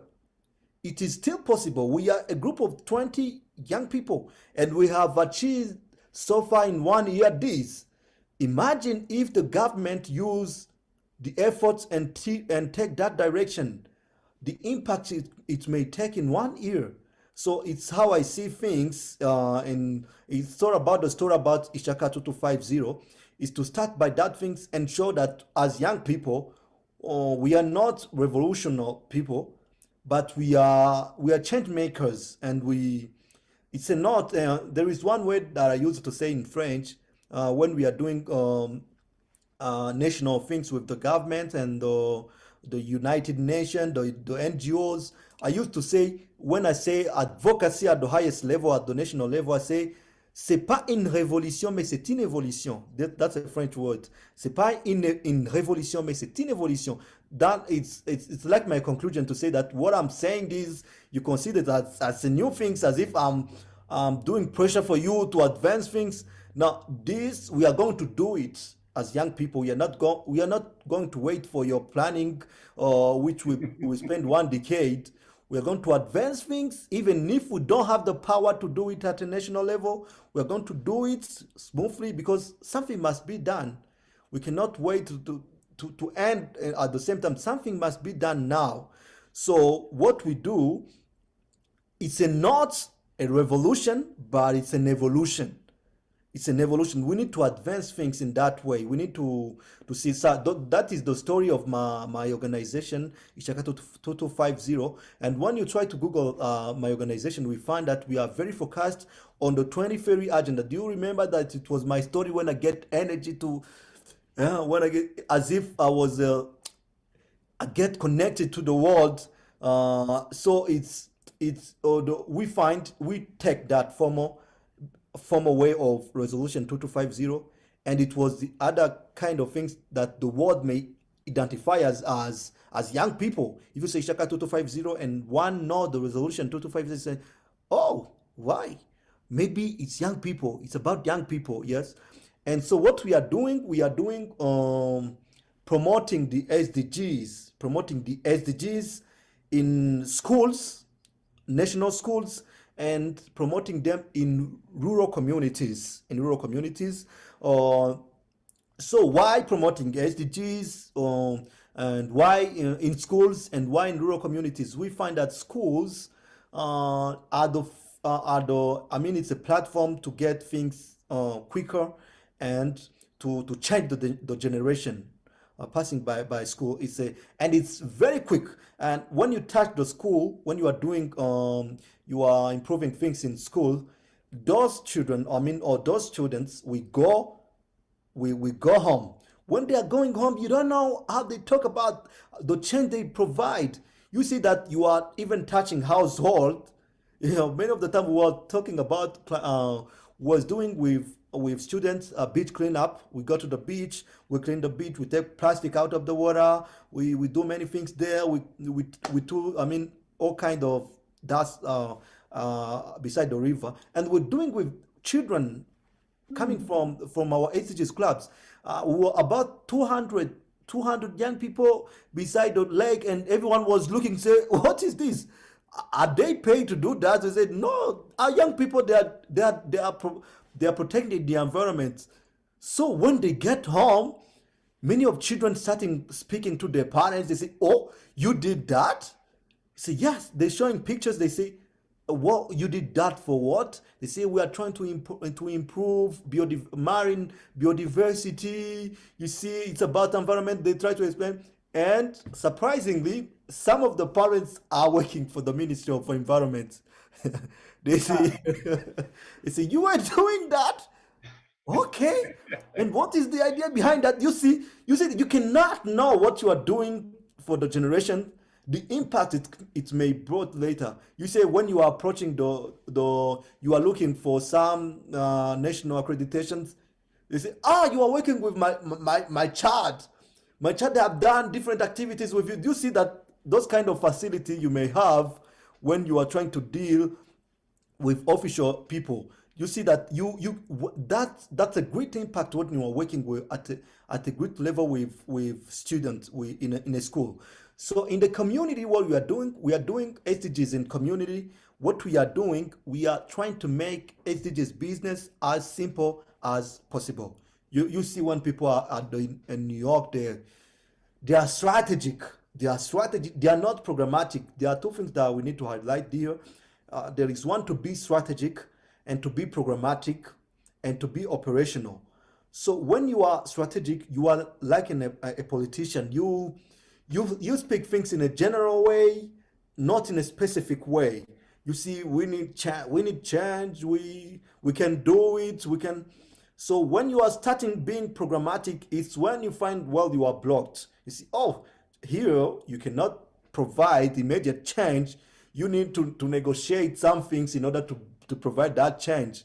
You need to negotiate how that change may be, the color of that change. You see, so that's how things come to improve.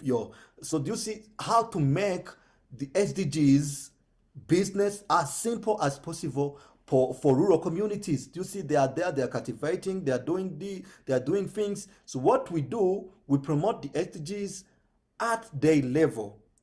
So we cannot start in being politicians doing things like at the highest level, make them as a lifestyle. Because if you say leave no one behind, in some area it is connected with everyone. If it is connected to 193 countries. So what we do in the community, we do SDGs in mother tongue first of all, because the first thing to do is communication. You need to be sure that what you are saying they are getting importantly as the narrator. So in order to reach our SDGs message as far as possible, we try to implement in communities what is best for them and the methodologies that they may understand it quickly. So we use theaters, what we call theater forum. We play theater about SDGs. We may pray about malnutrition, a theater about malnutrition. People are following. Maybe there are 200 women, there are 200 young people there, there are 500 people around there in our national, in our events. So when we do it in our theater forum, we anticipate, we call someone, come here, who does wrong and who does good. It's about malnutrition, or it's about poverty, it's about good health and well-being, it's about access to education. We play how a parent cannot send a girl to school, say no, a girl is a one else child, something like that. We say who the parent who did well among those players. He say, oh, that one did good, that one did good. You see, they try to differentiate, to show the difference. So we call one, anticipate one, come and play as it should be. So they do it, and at the end we see that we are getting at the same point as everyone. That's how we are using to promote SDGs. There's something we call SDGs games. This is the second thing. After theaters, we do SDGs games. SDGs games, there are some games that we play like this. And I think this is a global game. When you do something like this, and that parent get at 6, 5, 4, 2, 1. And if it get at 6, you need to redo and play again. And I think you know the game. So when they play, you get at 6, you are at 1, you are the first SDG. We ask question related to the first SDG. You see, they are playing, but it's all about SDGs. We ask question about that SDG, they learn, they need to answer that question in Kirundi. You see those kind of things. There are some also practical games that we do, for example, for gender equality and reduced inequality, because the 10th SDGs, the name is Reduced Global Inequalities. So, for example, we take five children, 5 or maybe 6 children. 3 among them are boys and 3 are girls. So we give them chocolates. We give them chocolates. We give the first one, we give him 3 chocolates. The second one we give none. The third one have 2 chocolates. The fourth one has none. And the last one has 10 chocolates. You see, Three of them have gained things, three of them has nothing. So we ask them, how can you, we ask the audience, how can you analyze what is going on? They try to interpret as they see. And we ask for those who are concerned, how do you feel? You get free chocolate. You say, I feel comfortable, it's fun, but I see my friend here get 10. Pay attention of that friend get 10. So we ask for that one who didn't receive, say, why not me? I didn't receive any chocolate. We try to see things differently, and we take them off. We give to only boys, and girls receive none. We see, how can you interpret that situation? How do you feel? The boy say, I'm comfortable. If my neighbor didn't receive nothing, it's up to her. You see the second one say, even though I have it, but my sister didn't receive it, I feel I'm not comfortable with this. You see something? And the interest part is when you give to only women, to only girls.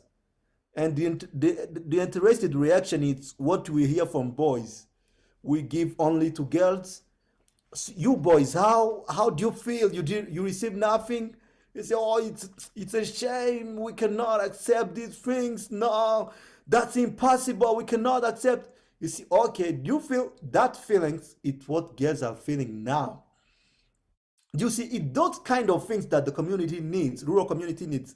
They don't need to interpret that science to get as many knowledge that is possible to make things easier as possible so that everyone can get involved. It's all about, I can say about my organization. Or the last thing, it's about the accreditation, the UN accreditation. So because of those methodologies that we have provided in the area, even many actors are not there. So we get quickly accredited, we get quickly near to the UN, even though my organization has not spent many years. We started in 2009, officially in 2019. You see that it's not many years but we have many actions that are already settled up. You see that we get accreditation. So because of our action, our specific action to climate action, to malnutrition, to agriculture, to improve agriculture, it's how when we ask for accreditation to attend decision-making meetings from the United Nations, so it gets easier. And they asked, how do you do that? How do you do that? What's the experience you may share with the world? You see, it's about how to share experiences, how things have been improved in our country as one of least developed countries, that we may share with others, and they may find it, those experience churning, that they may help also other countries. Yeah, it's how we get the accreditation of the United Nations. Thanks. Yes, we're going to now take a break, and we're going to look at some of the work that Mr. Rusangwa's group has done, some amazing video footage that we have, and then we'll be back right after this.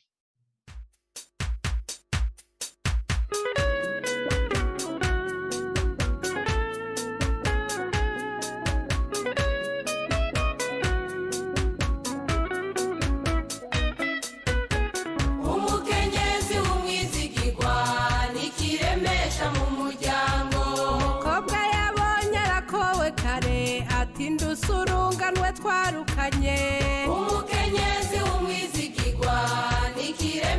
mu muryango. Menya umenyere mukobwa nibanga ntuzugire ugiye kwa mikara. Umukenyezi w'umwizigirwa nikiremesha mu muryango.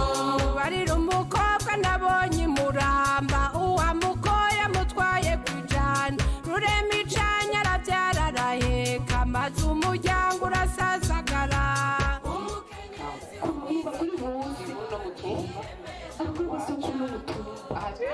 Nuko tugukunda turi bagenzi bawe.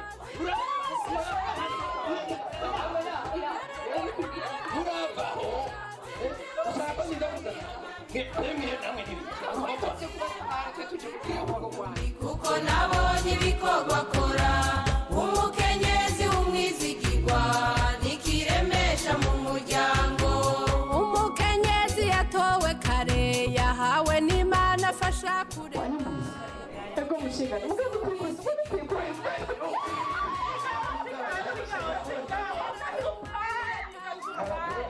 maze umuvyeyi agashishikara umukenyezi umwizigirwa nikiremesha mu muryango umuvyeyi burira akarara ijoro ntabona buke yaje ku murimo akavyuka n'ikibondi mugongo ngo aje kuraba igitunga umuryango umukenyezi umwizigirwa nikiremesha mu muryango baramubwiye ngo aravye bizaza oya jewe sinshaka iyo bamikara wereka ntureke n'ejo bizaza oya jewe sinshaka iyo bamikara namutazi.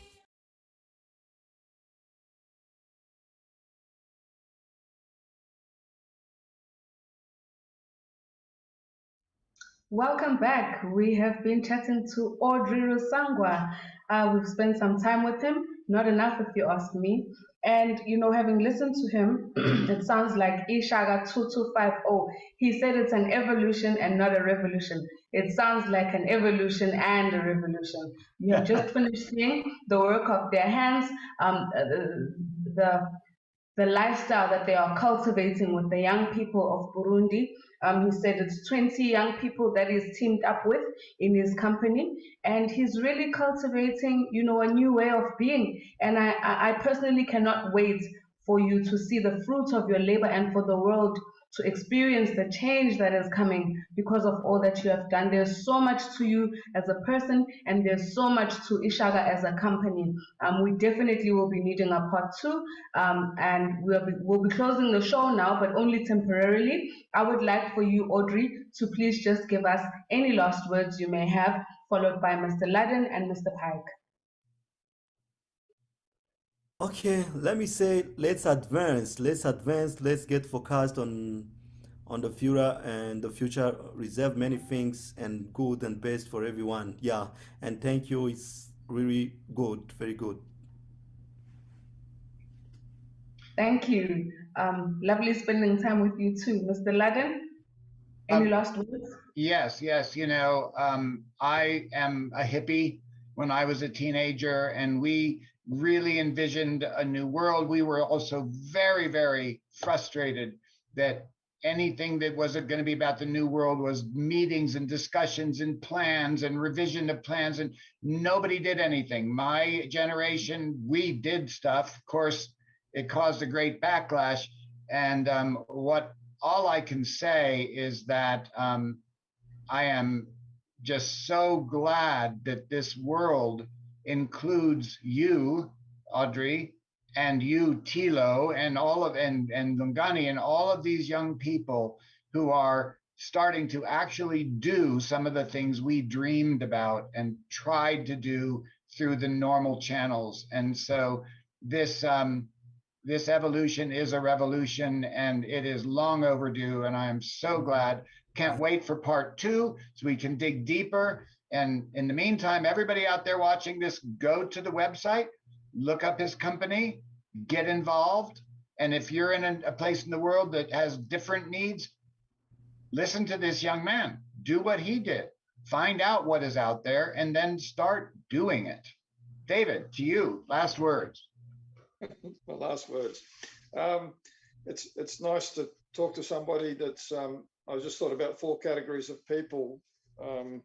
Audrey, there are doers and watchers, and there are creators and emulators.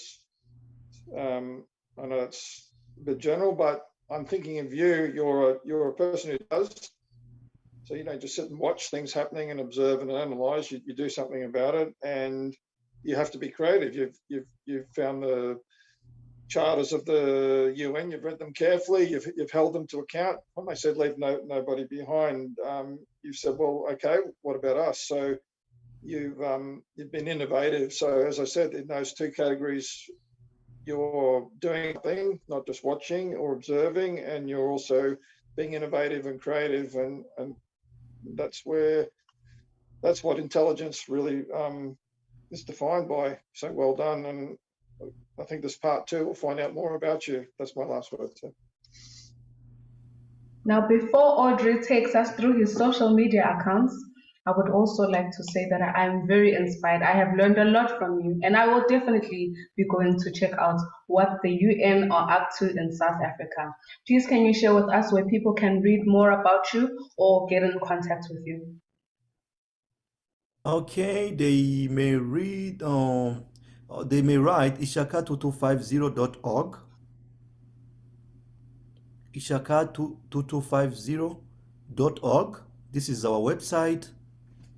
And then if there are at the header, there are even links to our social media, starting by our Twitter accounts, or maybe you can search at Twitter and write at 2250 Ishaka on Twitter. On Twitter, you can write at 2250 Ishaka. On Facebook, it's only Ishaka 2250. On Instagram, it's only Ishaka 2250. Yes, I don't know if it's important to provide, or they may also get in touch if they want through emails or through WhatsApp.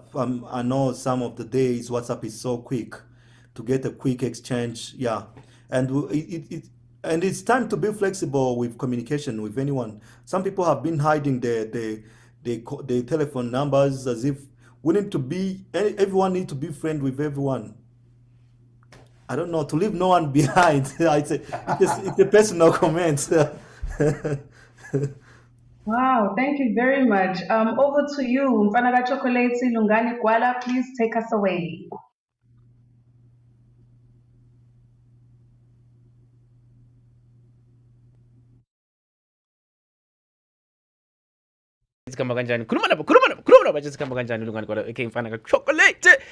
Thank you, Tilo. Thank you so much to you all. Thank you, Mr. Pike. Thank you, Mr. Rusangwa. Thank you, Mr. Laden. Mama Tilo, thank you so much. It has been an amazing show. That's it for today. I just want to remind you, Ekhaya.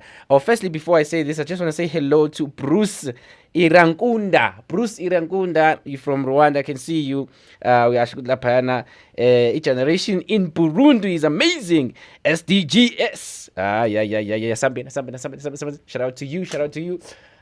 We are going to be having a part 2 of this show, so I'm looking forward to it. Sometime this year we are going to have a part 2. We have a lot of part 2s that we need to deal with. But yeah, thank you so much, Mr. Rusanda. I know you are also a guitarist. But today I'm not going to play that video of you playing a guitar.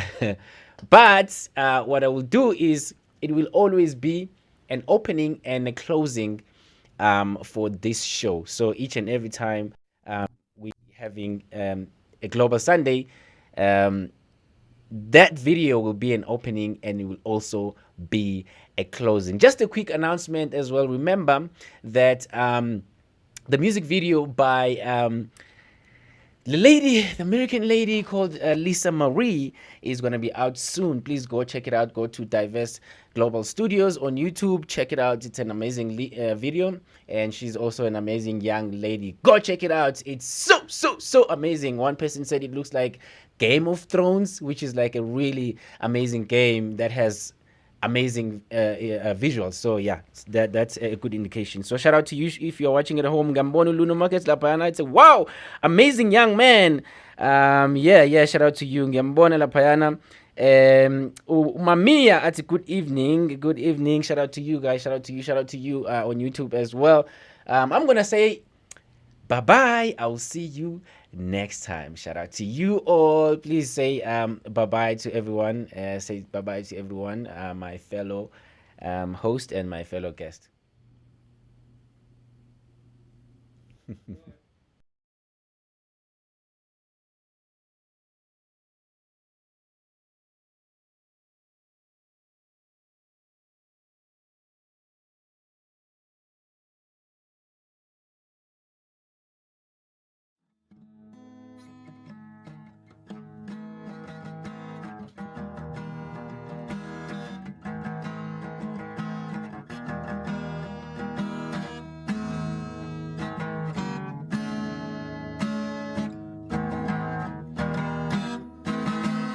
Sayang Yuki, sayang anyuki Yesu kama sari anyuki Honja sikia tamu sana Bwana Yesu ndiye asali anyuki Dawa ya roho Yesu ni kama dawa ya roho Honja sikia tamu sana Bwana Yesu ndiye dawa ya roho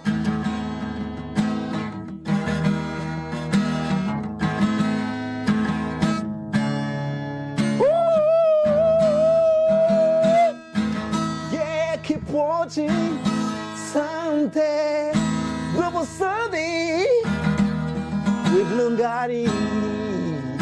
Global Sunday with Lungari.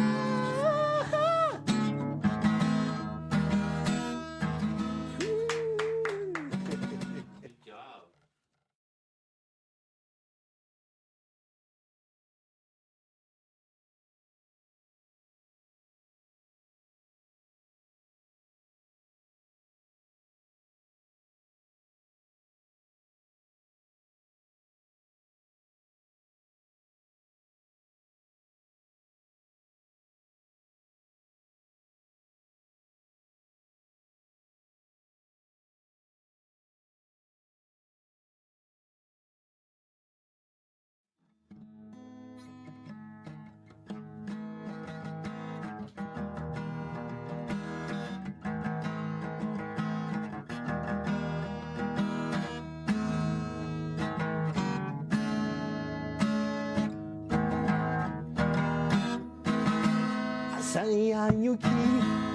Sayanyuki Yesu ni kama sayanyuki Honja sikia tamu sana Bwana Yesu ndiye asali anyuki